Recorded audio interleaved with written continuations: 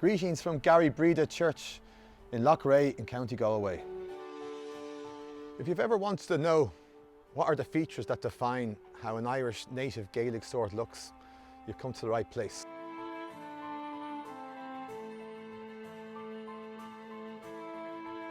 Here we have a 15th century Gaelic Irish sword, and here we have a 16th century one, and these are their respective scabbards.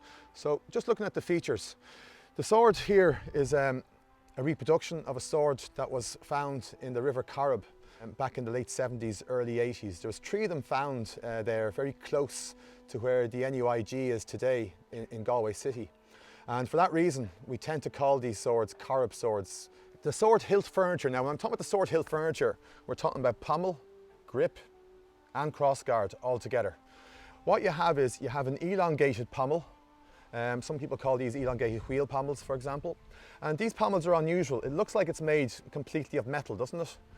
But if you ever analyse these pommels, not easy to do, but you'll find that this is only sheet metal on top of wood. So the pommel is quite light.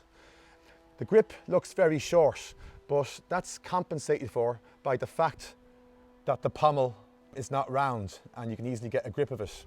Also, when you look at the crossguard features a high collar here. So modern sized hand is quite possible on one of these swords, although at first inspection you may not think so. The 2 quillins of the sword fall down towards the blade in a V shape, and this may be a Scottish influence from the Western Highlands, which may have been introduced by the professional mercenaries known as gallowglasses who served the Irish chieftains of Ireland throughout the late medieval period. You'll also notice when you look at the crossguard closely that long langets run from the centre of the crossguard on both sides. These langets could have been used as sword breakers to catch an enemy blade. The terminals of the crossguard of this sword are not always seen on this type of sword. Sometimes you see a flatter type of spatula terminal, but in this case you can see that the terminal is kind of thistle shaped, for want of a better word. The blade in this sword, this being a much earlier sword, as in 15th century, rather than this later one here, which is 16th century, is a very broad blade. And the reason that the 15th century sword has a wider blade is because in the 15th century there's a lot more armour knocking around. When we get into the 16th century, there's a lot more firearms, and slowly, and it is slow, but surely, armour is becoming more and more redundant until by the time of O'Neill and O'Donnell in the 9 Years' War in Ireland, we're left with only the helmet as the only element of armour still being used. When you look closely at the blade, you'll also see that there's twin fullers running down the blade. Often there's only one fuller, but this one here looks a little bit more jazzy with its fine looking twin fullers. The fullers were there to lighten the blade, but at the same time, the edge of the blade was made of steel. And that steel had added carbon in it, and it was harder than the centre of the blade itself. So the blade was able to both absorb shock and cut through fabric and possibly mail armour in its time. So that's what we call a Corrib sword, 15th century. If you're fussy about the date, you can allow for a bit of seepage, maybe into the 16th century, maybe even a small bit of seepage backwards into the 14th as well. But the 15th century is the most appropriate date for these swords. This sword here is a bit later, 16th century.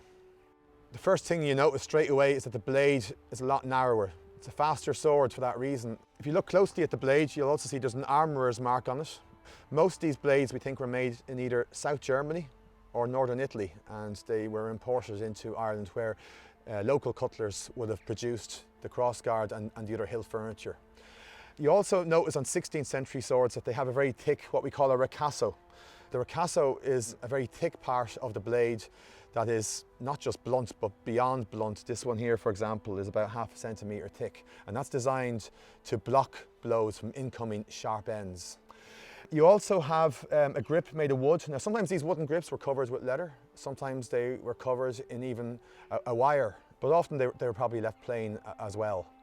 The crossguard here is in what we call an S shape, and S-shaped quillins were one way of making the quillins A, look cool, but also B, it allowed the crossguard to be quite long, but when the swordsman is using the sword, it ensured that the crossguard didn't dig into his wrist, kept it nice and tidy.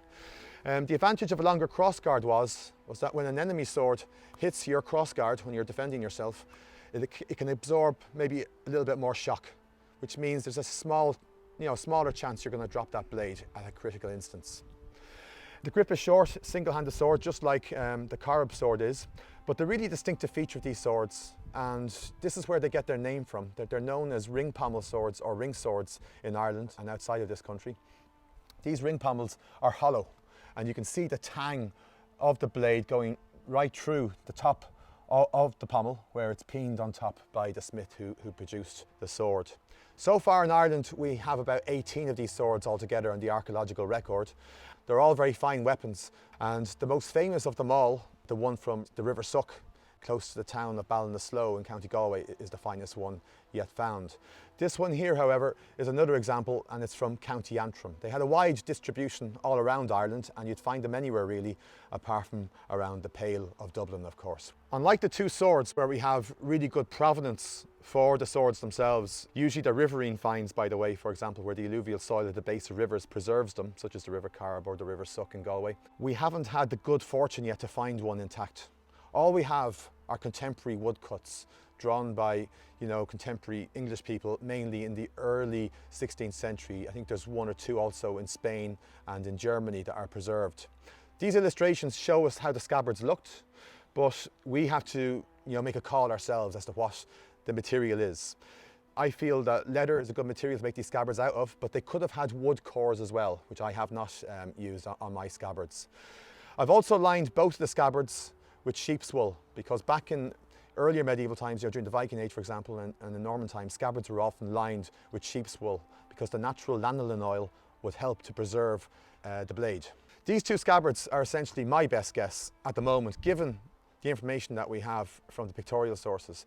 I would love someday that an archaeologist would find an original scabbard so we could actually find exactly how they're made. But until that time, we'll have to just extrapolate details from what we have, and that's the pictorial sources.